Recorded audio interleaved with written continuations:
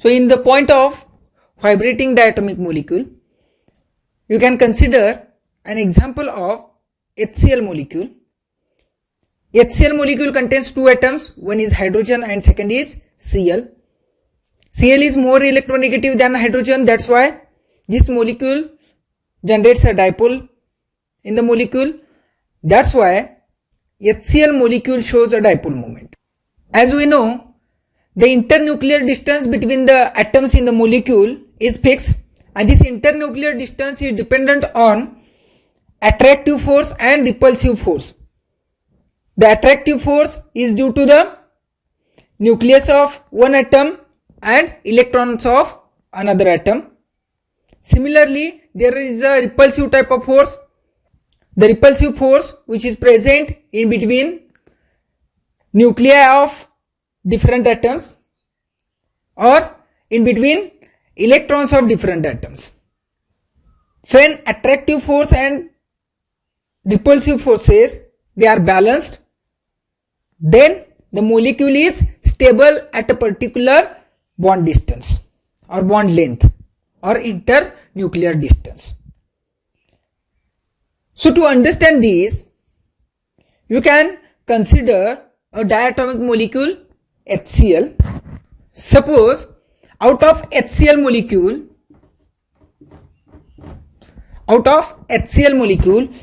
Cl is here and H is here. You can consider that this is the internuclear distance.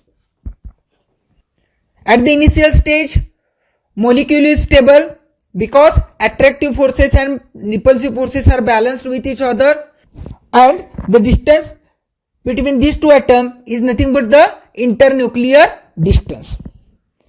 This internuclear distance is fixed and it is denoted by R equilibrium. That is the bond length of HCl molecule, or the bond length which is present between the HCl, between the H atom and Cl atom. This is the internuclear distance. The energy is minimum at that time. The potential energy which is possessed by that molecule is minimum because at that time our molecule is stable molecule. Suppose this is the Cl atom and this is the H atom. These two atoms are at a distance R equilibrium, that is the internuclear distance between these two atoms. Suppose this Cl atom is fixed on the axis here and HCl molecule is here, like this. Now I am going to stretch this bond. This is the equilibrium position now. After stretching, Cl is fixed. Suppose Cl is on the axis, Cl is fixed, and you can move hydrogen atom apart from the Cl. After stretching of this bond, what happens? There is an increase in potential energy. So, due to stretching of bond, at the initial stage, internuclear distance is here. From this distance, due to stretching of bond, what happens? Atom or hydrogen atom moves from this point to this point.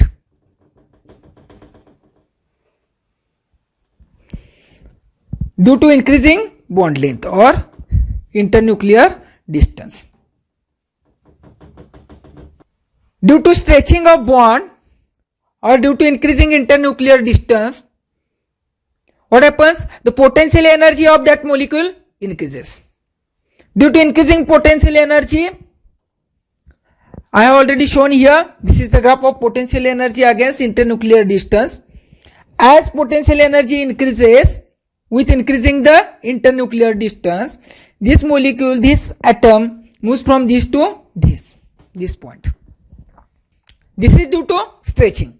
The stretching of this bond is resisted by an attractive force which is present in between the two atoms. Which type of attractive force is there?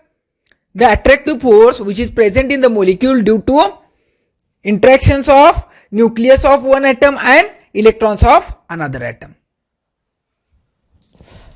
So due to attractive force, these two atoms are balanced. This attractive force is opposite to the stretching force. Similarly, this is due to the extension of bond or due to stretching of bond. Similarly, suppose if you try to compress this atom together, what happens? Is it possible to overlap these two atoms? No. They are balanced up to a certain point. After a certain point, the compression is impossible. So, during the time of compression, what happens? This is impossible to compress this bond after a certain point because of repulsive force which is present in the atoms in the molecule. Which type of repulsive force is there? Repulsive force which is generated due to the repulsion between the nucleus of two atoms as well as electrons of two atoms. So after certain point, after certain distance, this is impossible to compress the atoms. The overlapping of these atoms is impossible. So after compression of this bond results in increasing potential energy. So the potential energy after compression also increases. So these are the two positions of hydrogen after extension of bond or after stretching of bond as well as after compression of bond. So after stretching as well as after compression, there is an increasing energy is observed.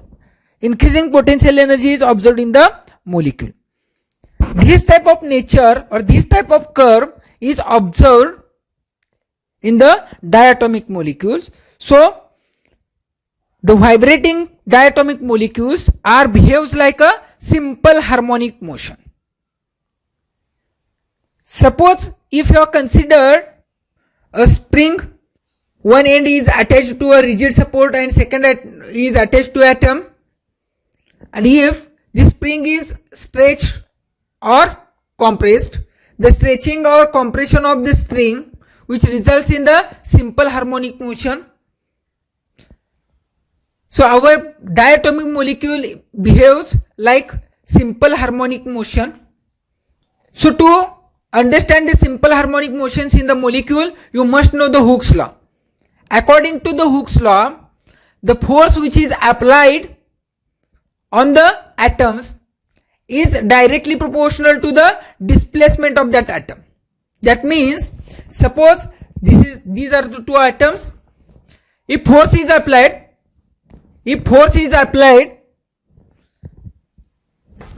after applying a force, what happens? The stretching of bond is observed, and after releasing force, it comes to the original. That is, after applying force or after stretching, atom moves from one distance to another distance. That is, displacement of atom takes place. According to the Hooke's law, the force which is applied here, this force is directly proportional to the displacement of an atom from its original position. So this force is directly proportional to the displacement which is taking place from this point to this point. This force is directly proportional to the displacement, and this proportionality constant is denoted by K. This K is nothing but the force constant. K is force constant. Suppose after stretching of this bond, atom comes to original position again due to the restoring force which is applied on that atom. After stretching of bond, molecule goes to the, after stretching of bond, molecule goes to this position, and after that it comes to the original position because of restoring force, the force which is applied on the atom to comes to the original position. This force is nothing but the restoring force, and this restoring force is exactly opposite to the force which is applied on the atom. So this restoring force, the magnitude of this restoring force is same, but the direction or sign is opposite. That's why this force F is equal to K into X. You don't confuse with the force and restoring force. According to Hooke's law, restoring force is directly proportional to displacement. Similarly, force is also directly proportional to displacement. The displacement of atom from one position to another position, that is from this point to this point, this is due to the stretching. This comes to original position due to the opposite force, and this force is nothing but the attractive force between these two atoms. This force is nothing but the restoring force. So this restoring force is same in magnitude as the force which is applied on that atom which is used for the stretching of bond. Magnitude is same, but the direction is opposite. That's why this F is equal to minus Kx. This is the Hooke's law. Now our aim is to determine energy of this diatomic molecule. In case of vibrating diatomic molecules, due to stretching or compression, what happens? The change is observed in the displacement as well as the change is observed in the potential energy also. This is the potential energy. So due to vibration or due to applying a force, what happens? Some change is observed in the potential energy due to extension or compression of bond, that is due to displacement of that bond. What happens? The change in potential energy is observed. So the change in potential energy with respect to displacement, the change in potential energy with respect to displacement, this potential energy is increases due to the displacement, is equal to the force which is applied on the bond, and the opposite force which is applied on this bond is denoted by negative sign. That's why here you can write minus dV upon dx. Phi is the nothing but the potential energy, change in potential energy. dV is the change in potential energy, dx is change in displacement. This is nothing but the force, restoring force. Negative sign here, this indicates the restoring force. You can rearrange and write dV is nothing but the minus F into dx. We already determined the value of F. This F is the restoring force which is denoted by minus Kx. After putting of value of restoring force from this equation number 1 into equation number 2, we will get the value dV is equal to minus becomes plus. So you can directly write Kx into dx. So dV is equal to Kx into dx. You can take integration. Integration is nothing but the sum, change in potential energy due to displacement, change in displacement. You can take the sum of this, so we will get total change observed after changing small displacement. So by taking integration, what happens here? Phi, potential energy phi is equal to K is constant integration of x into dx is nothing but x raised to n plus 1 divided by n plus 1. In this formula, x raised to 1, that means value of n is 1. So 1 plus 1 is 2. So here you can write x square divided by n plus 1, that means 1 plus 1, that is 2. You can also write phi, potential energy phi is equal to 1 by 2 kx square. 1 by 2 kx square. So this is the potential energy of a diatomic molecule.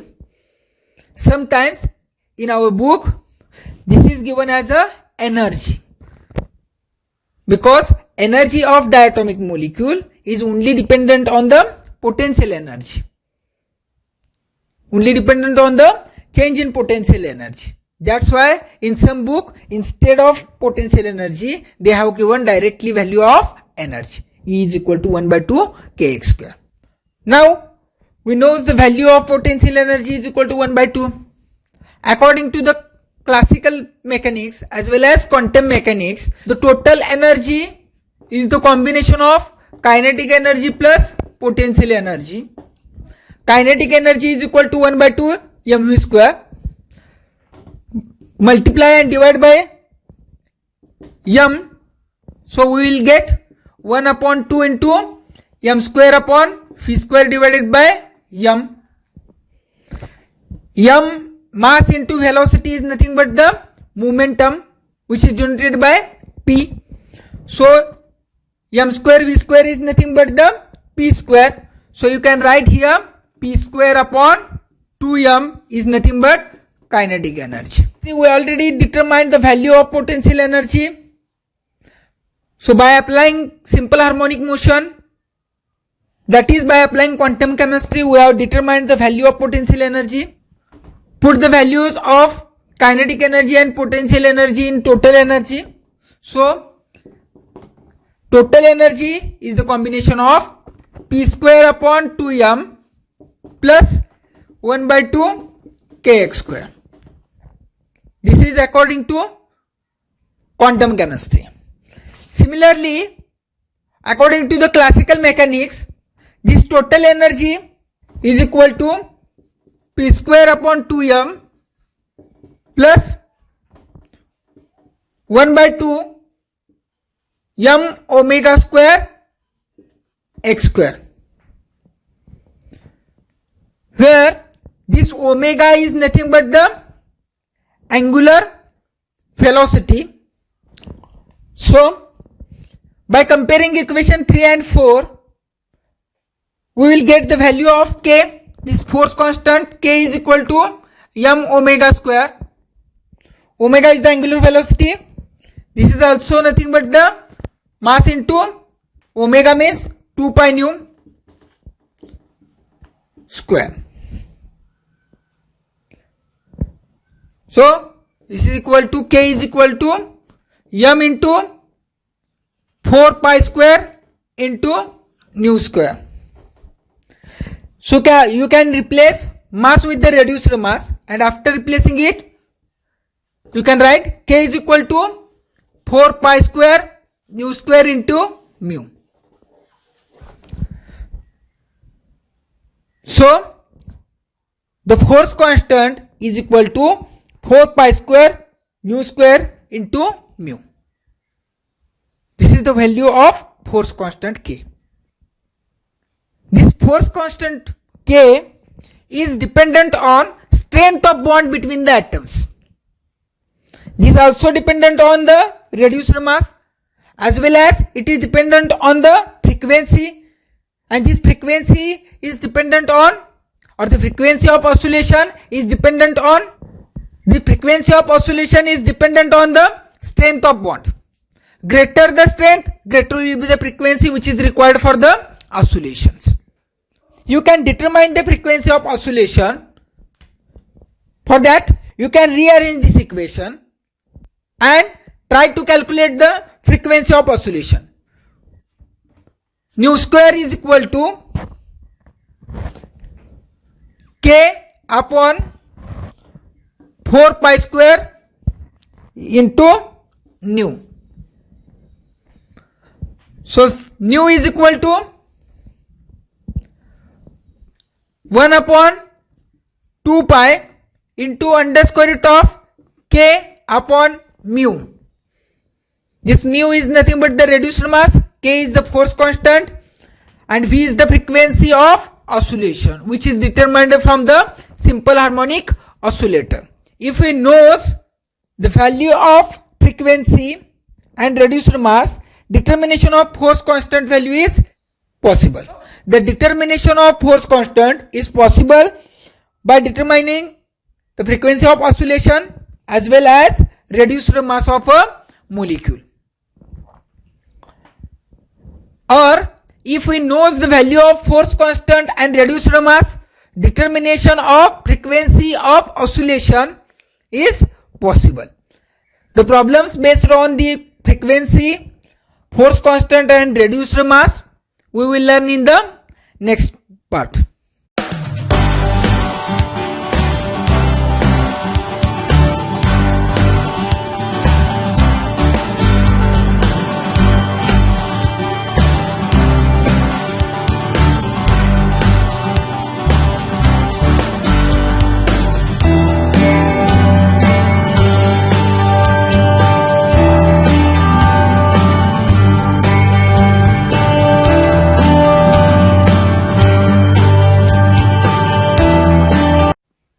From the harmonic oscillator of quantum chemistry, the energy of vibrational motion V is the vibrational quantum number plus 1 by 2 into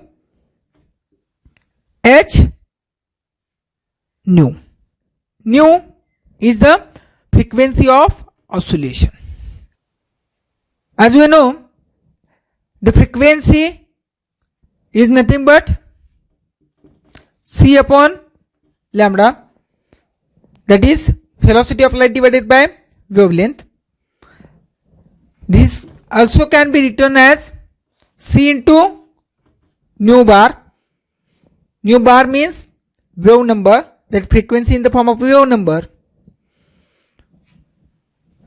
So by putting value of c and nu of oscillation instead of nu oscillation, the equation becomes energy of vibrational state E V is equal to phi plus 1 by 2 into h c nu bar of oscillation.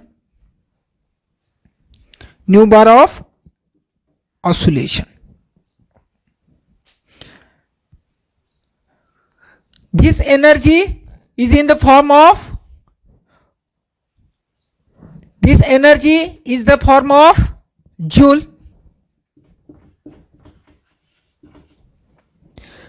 This is also in a joule. Why the unit of this is joule? Vibrational state is a number, so this does not have a unit. H is the Planck's constant. Unit of H is joule second. Unit of velocity of light c is centimeter per second. The unit of wave number is centimeter inverse. So this centimeter inverse get cancelled.